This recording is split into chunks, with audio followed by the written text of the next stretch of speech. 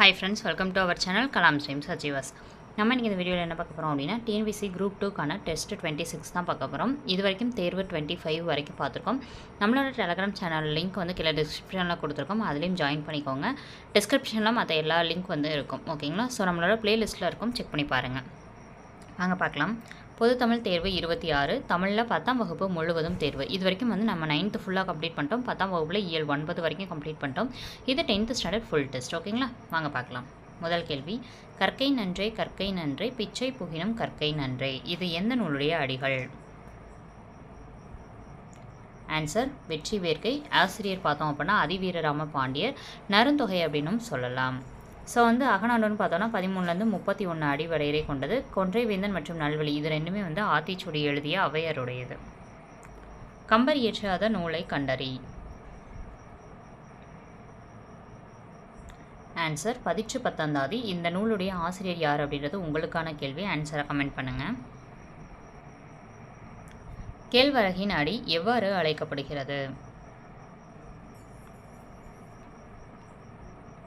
Answer தாள். கேழ்வரகு தாள் அப்படின்னு தான் சொல்வோம். சோளத்துடைய பசும் பயிர் எவ்வாறு அழைக்கப்படுகிறது? ஆன்சர் பைங்கூழ் என அழைக்கப்படுகிறது.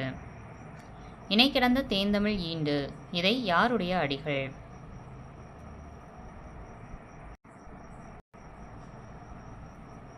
ஆன்சர் இது சந்த கவிமணி. ஓகேங்களா? ஸோ சந்த கவிமணி என அழைக்கப்படுபவர் யாருன்றது உங்களுக்கான கேள்வி. ஆன்சர் வந்து இது சந்த கவிமணியுடைய அடிகள். மொழி ஞாயிறு தேவனைய பாவாணர்னு சொல்லுவோம். பாவலரேறு பெருஞ்சித்திரனார்னு சொல்லுவோம். பெருஞ்சித்திரனாருடைய இயற்பெயர் துரை மாணிக்கம் அப்படின்னு சொல்லி சொல்லுவோம். ஓகேங்களா? ஸோ அவர் நிறைய நூல்கள் எழுதியிருக்காரு. அதில் கன்னிச்சாறு அப்படின்ற நூல் வந்து 8 தொகுதிகளை கொண்ட நூலாக இருக்குது. தனிப்பாடல் திரட்ட அதிகமாக தனிநாயகமடிகள் வருவாங்க. குன்றூர் கிழா ஆசிரியப்பாய் இயற்றுவார். குறிஞ்சிப்பாட்டு நூலின் ஆசிரியர் கபிலர். இதில் வந்து எந்த கூற்று சரி? ஆன்சர் கூற்று இரண்டுமே சரிதான். குன்றூர் கிழா ஆசிரியப்பாய் இயற்றுவார்ன்றதும் சரிதான். குறிஞ்சிப்பாட்டு நூலுடைய ஆசிரியர் கபிலன்றதும் சரிதான். மாவும் பலாவும் சூழடுத்து ஓங்கி இது எந்த நூலின் அடிகள்? ஆன்சர் சிலப்பதிகாரத்துடைய அடிகள். மா பலா இந்ததுடைய சிறப்புகளை பற்றிலாம் இதில் வந்து மென்ஷன் பண்ணியிருப்பாங்க. சிலப்பதிகாரம்ன்றது வந்து கண்ணகியும் கோவலனும் பூம்புகார்ன்ற இடத்துல பிறப்பாங்க. ஸோ புகார் காண்டம்ன்றதில் ஆரம்பிக்கும். அங்கேருந்து மதுரைக்கு அவங்க போவாங்க. ஸோ மதுரை காண்டம்னு வரும். மதுரையிலேருந்து வந்து கணவனை இழந்து அவங்க என்ன பண்ணுறாங்க அப்படின்னா அங்கேருந்து வந்து வஞ்சிமா நகரை நோக்கி நகர்வாங்க. ஓகேங்களா? ஸோ வந்து ஒரு குன்று இருக்கும். ஸோ குன்று மூலமாக தான் அங்கே போவாங்க. ஓகேங்களா? ஸோ இது எல்லாமே வந்து டெஃபினேஷனாக கொடுத்துருப்பாங்க. அதனால ஃபஸ்ட்டு புகார், அடுத்து மதுரை, அடுத்து வஞ்சி காண்டம். ஓகேங்களா? அடுத்து பார்க்கலாம். மூவிடத்துக்கும் உரியது வினையாளனையும் பெயர். இந்த கூற்று சரியா தவறா? ஸோ வந்து வினையாளனை பெயர் மூவிடத்துக்கும் உரியது. சரியா தவறான்னு பார்த்தோம் அப்படின்னா ஆன்சர் கூற்று சரிதான். ஏன்னா மூவிடத்துக்கும் உரியது தான் வினையாளனையும் பெயர். விளவான் என்பது எங்கு உள்ள இடம்?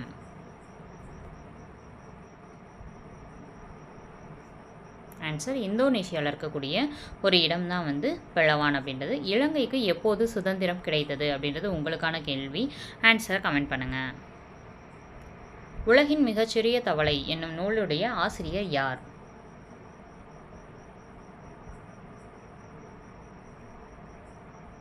Answer S Ramakrishnan. மலைப்படுகடாம் பாட்டுடை தலைவன் யார்? ஆன்சர் நன்னன். பாண்டிய நெடுஞ்செழியன் வந்து நெடுநல்வாடையருடைய ஆசிரியர், அதாவது பாட்டுடை தலைவர். திருவள்ளுவர் எந்த இயலில் விருந்தோம்பலை வலியுறுத்த ஒரு அதிகாரத்தை அமைத்திருக்கிறார்? ஆன்சர் இல்லறவியல். கெளியி இதனுடைய இலக்கண குறிப்பு தருக. ஆன்சர் ஈன் முடிஞ்சாலே சொல்லி செயலபடி தான் வரும். பெருமாள் திருமொழியில் எத்தனை பாடல்கள் உள்ளது? ஆன்சர் 105 பாடல்கள் உள்ளது. நீ விளையாடவில்லையா என்ற வினாவிற்கு கால் வலிக்கிறது என்று கூறுவது எவ்வகையான விடை?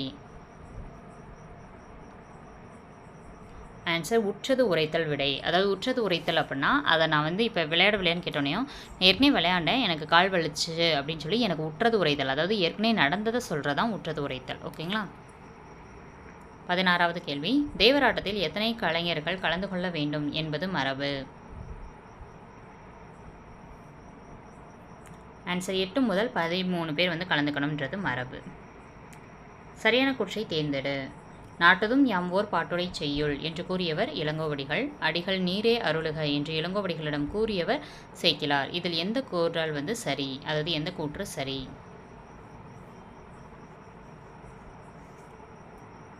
ஆன்சர் கூற்று 1 மற்றும் 2 சரிதான். அதாவது வந்து இவங்களுடைய இளங்கோவடிகள் இருப்பார். இளங்கோவடிகளுடைய அண்ணன் இருப்பார், சேரன் செங்குட்டுவன் ப்ளஸ் இளங்கோவடிகள், சீத்தலை சாத்தனார். இவங்க எல்லாமே என்ன பண்ணுவாங்க அப்படின்னு பார்த்தோம். சாரி, இதில் வந்து தவறாக சொல்லியிருக்கேன், சரிங்க. இங்கே வந்து சேக்கிலார்னு கொடுத்துருக்காங்க. இந்த கூற்று தவறு, ஓகேங்களா? ஸோ சேக்கிலார் கிடையாது, சீத்தலை சாத்தனார். ஸோ இது தவறு. அப்போ கூற்று 1 சரி, கூற்று 2 தவறு, ஓகேங்களா? ஓகே, சீத்தலை சாத்தனார் இவங்க எல்லாமே என்ன பண்ணுவாங்க அப்படின்னா நடந்து போயிட்டுருப்பாங்க, ஓகேங்களா? ஸோ அப்படி நடந்து போயிட்டுருக்கும்போது தான் இந்த கண்ணகியை பற்றின ஃபுல் நியூஸ் வந்து அங்கே வந்து இருக்கக்கூடிய மலையில் இருக்கக்கூடிய அந்த மக்கள்லாம் சொல்ல கேட்டு சீத்தலை சாத்தனார் கதையெல்லாம் சொல்லி அதுக்கப்புறம் தான் இந்த செய்திகள்லாம் நடக்கும், ஓகேங்களா? ஸோ இந்த கதையெல்லாம் கேளுங்க, அவ்வளோ அற்புதமாக இருக்கும். ஸோ ஆன்சர் கூற்று 1 சரி, 2 தவறு. 18. எம்.எஸ். சுப்புலட்சுமி தாமரை அணி விருது பெற்ற ஆண்டு 1952. எம்.எஸ். சுப்புலட்சுமிக்கு நோபல் பரிசுக்கு இணையான மகசாசை விருது வந்து கிடைத்த வருடம் 1974. ஆன்சர் கூற்று 1 தவறு, கூற்று 2 சரி. 1954 வரணும், இங்கே 52 கொடுத்துருக்காங்க, தவறு. களஞ்சியம் என்ற மகளிர் குழுவை ஆரம்பித்தவர் சின்னப்பிள்ளை. சின்னப்பிள்ளை வாஜ்பாய் கைகளால் பெண் ஆற்றல் விருதினை பெற்றார். இதில் எந்த கூற்று சரி?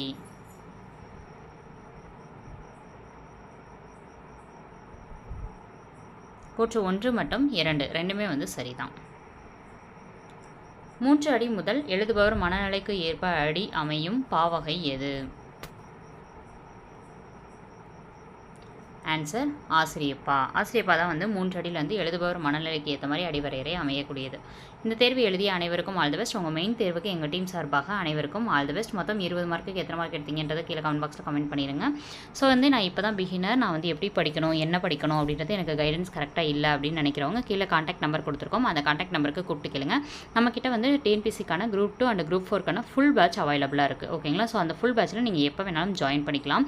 ஜாயின் பண்ணோடனே உங்களுக்கு நாங்கள் ஷெட்யூல் கொடுத்துருவோம், ஓகேங்களா? ஷெட்யூல் கொடுத்துட்டு என்னைக்கு டேட்லேருந்து நீங்கள் ஜாயின் பண்ணுறீங்களோ அதுலேருந்து எப்போ உங்களுக்கு ஸ்டார்ட் ஆகும் டெஸ்ட் அப்படின்ற மாதிரி ஃபுல் கைடன்ஸ் நம்ம கொடுத்துருவோம். அந்த ஃபுல் பேட்சில் வந்து நீங்கள் ஜாயின் பண்ணிவிட்டு டெஸ்ட் மட்டும் படித்து அட்டன் பண்ணுற மாதிரி இருக்கும். இது காலேஜ் ஸ்டூடெண்ட்ஸ் படிக்கிறவங்க இந்த மாதிரி இருக்கவங்க எல்லாருமே வந்து யூட்டிலைஸ் பண்ணிக்கலாம், ஓகேங்களா? ஸோ வந்து ஃபுல் பேட்சில் ஜாயின் பண்ணிவிட்டு நீங்கள் வந்து ஃபுல் போர்ஷன் வந்து உங்களுக்கு 4 monthஸில் வந்து கம்ப்ளீட் ஆகும் அந்த ஃபுல் பேட்சில், ஓகேங்களா? அதுக்கப்புறம் நீங்கள் ஃபுல்லாகவே ஸ்டடி பண்ணலாம், ஓகேங்களா? ஸோ இந்த இது சம்மந்தமாக உங்களுக்கு எந்த டவுட் இருந்தாலும் நம்மளோட டெலிகிராம் சேனலையும் ஜாயின் பண்ணிக்கோங்க. காண்டாக்ட் நம்பருக்கு காண்டாக்ட் பண்ணி கேளுங்க. தேங்க்யூ.